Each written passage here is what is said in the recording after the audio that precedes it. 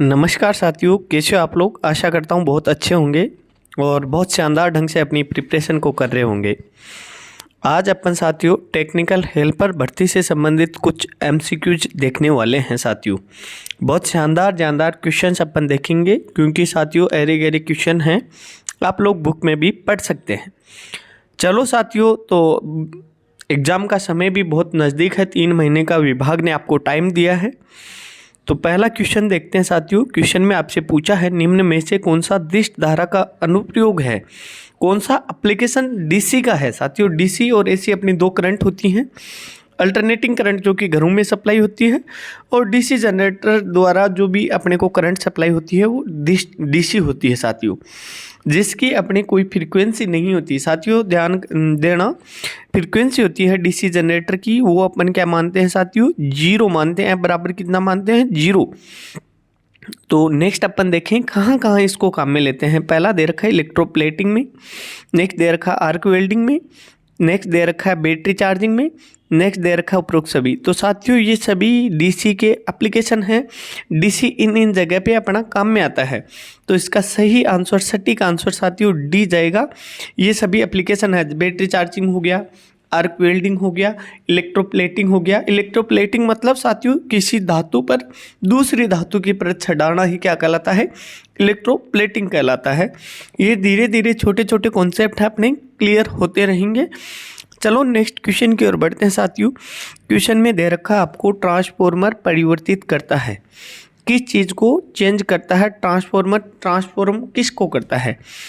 पहला दे रखा शक्ति को, वोल्टेज को, आवृत्ति को या फिर प्रतिरोध को, किसको चेंज करता है साथियों।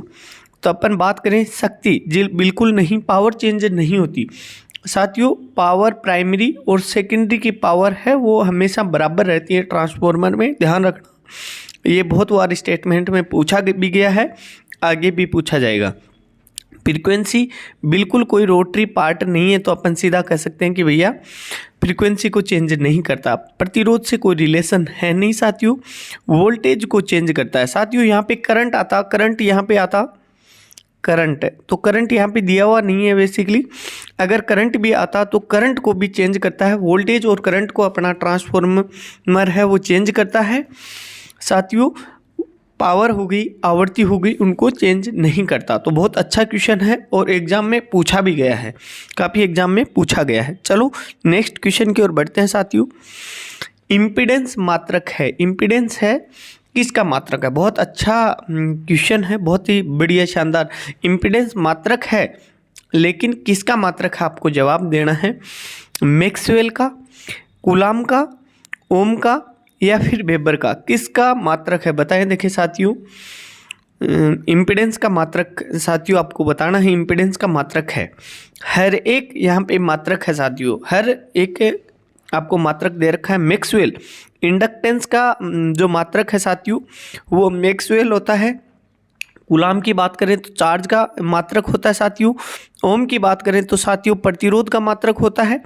और प्रतिरोध या इम्पीडेंस एक ही बात है साथियों। एसी की अपन बात करते हैं तो इम्पीडेंस आता है। एसी में क्या आता है साथियों, अल्टरनेटिंग करंट की बात करें तो वहाँ पे इम्पीडेंस आता है। वेबर अपना जो भी चुंबकीय फ्लक्स है, डेंसिटी नहीं साथियों, चुंबकीय फ्लक्स की बात कर रहा हूँ, उसकी इकाई वेबर होती है। तो बहुत अच्छा क्वेश्चन है। इसका सही आंसर क्या होगा साथियों, आपको पता होगा, इसका इकाई क्या होगा, ओम। तो रेजिस्टेंस की बात करें या फिर इम्पीडेंस की बात करें, उनका इकाई क्या होगा, ओम होगी साथियों। चलो नेक्स्ट क्वेश्चन की ओर बढ़ते हैं।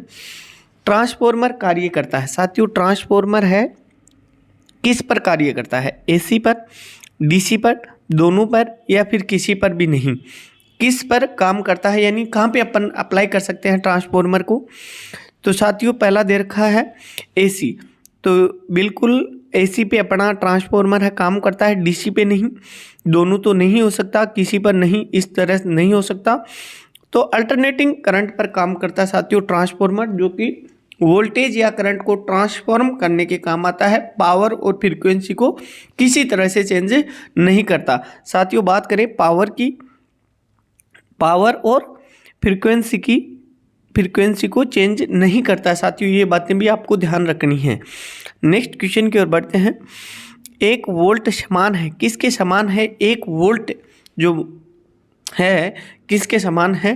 पहला दे रखा है 1 जूल के, 1 कूलाम के, जूल 1 कूलाम प्रति जूल या फिर जूल प्रति कूलाम। साथियों इसका सही आंसर क्या होगा? बहुत अच्छा क्वेश्चन है, बहुत ही लेवल का क्वेश्चन है। IIT में ऐसे क्वेश्चन पक्के पूछे जाते हैं, जो भी अपने कंपटीशन एग्जाम होते हैं उनमें पूछे जाते हैं। बहुत बढ़िया, बहुत शानदार, आप लोग अच्छे से बहुत ही बेहतरीन तरीके से परफॉर्म करें साथियों। मौके बार बार नहीं मिलते, मौके हैं वो आपको बार बार नहीं मिलेंगे साथियों। तो इसका सही आंसर क्या होगा साथियों? जूल प्रति कूलाम इसका सही आंसर होगा। जूल प्रति कूलाम क्या होगा? सही आंसर होगा। 1 वोल्ट के समान है जूल प्रति कूलाम। साथियों W/Q से अपन वोल्टेज को डिनोट करते हैं। तो W/Q यानी W क्या हो गया? जूल कार्य की इकाई, और बट्टे में क्या आ गया? कूलाम, तो ये चार्ज की इकाई। तो साथियों इसका सही आंसर क्या होगा? डी इसका सही आंसर होगा। चलो जी, विद्युत ऊर्जा की, इलेक्ट्रिक एनर्जी की इकाई क्या है? साथियों आपको जवाब क्या देना है? विद्युत ऊर्जा की इकाई क्या है? पहला आंसर दे रखा है वॉट, किलोवाट घंटा, या फिर किलोवाट, या फिर जूल। साथियों बहुत ही शानदार क्वेश्चन है। विद्युत ऊर्जा की बात कर रहे हैं साथियों, वैसे इकाई जूल भी अपनी ऐसा यूनिट है जो भी ऊर्जा होती है उनकी। किलोवाट दे रखा है, किलोवाट घंटा दे रखा है, वाट है, तो ये तो साथियों पावर की इकाई है। ठीक है, क्या है?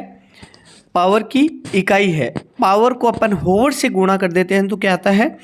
विद्युत ऊर्जा आती है। तो इसका सही आंसर बी इसका राइट आंसर होगा साथियों। यहाँ से बी इसका राइट आंसर होगा। बहुत ही शानदार क्वेश्चन है। kWh से प्रदर्शित करते हैं इलेक्ट्रिक एनर्जी को, kWh से प्रदर्शित करते हैं। तो इसका सही आंसर साथियों kWh किलोवाट घंटा होगा। चलो नेक्स्ट क्वेश्चन की ओर बढ़ते हैं। MCB का पूरा नाम है, MCB का पूरा नाम होता है मिनिएचर सर्किट ब्रेकर। तो इसका सही आंसर साथियों 3 नंबर इसका राइट आंसर होगा। मिनिएचर सर्किट ब्रेकर इसका राइट आंसर होगा।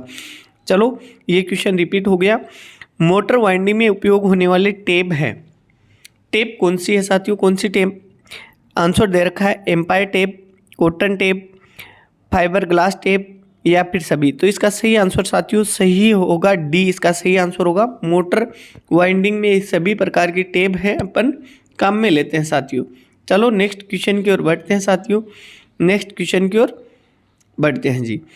DC जनरेटर के ब्रश होते हैं, बहुत बार पूछा जाता है, बहुत बार पूछा जाता है साथियों।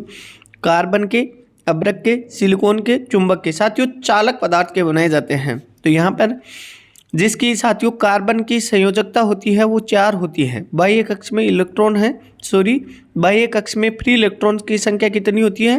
कार्बन में 4 होती है साथियों। इसी को अपन काम में लेते हैं, कार्बन ब्रश काम में लिए जाते हैं। तो बहुत बार एग्जाम में क्वेश्चन पूछे जाते हैं इस तरह के।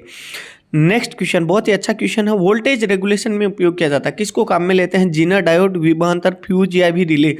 इसको अपन वोल्टेज रेगुलेशन के लिए अपन काम में लेते हैं। तो इसका सही आंसर क्या होगा साथियों?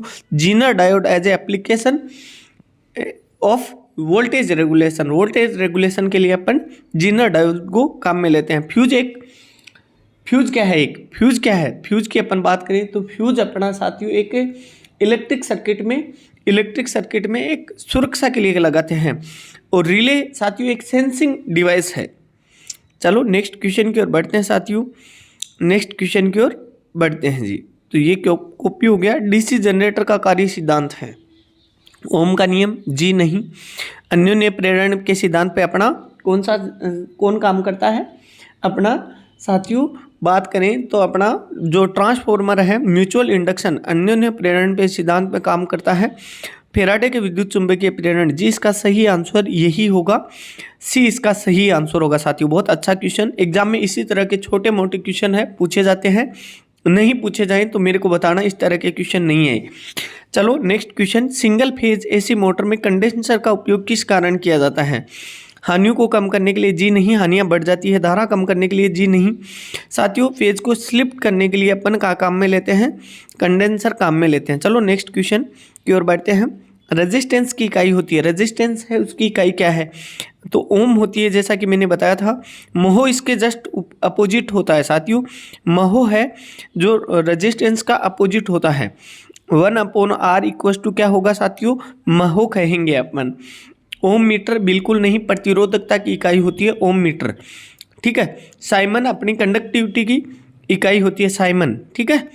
तो इस तरह अपना सही आंसर यहाँ से क्या जाएगा, ओम इसका क्या होगा साथियों, सही आंसर होगा। चलो नेक्स्ट क्वेश्चन की ओर बढ़ते हैं।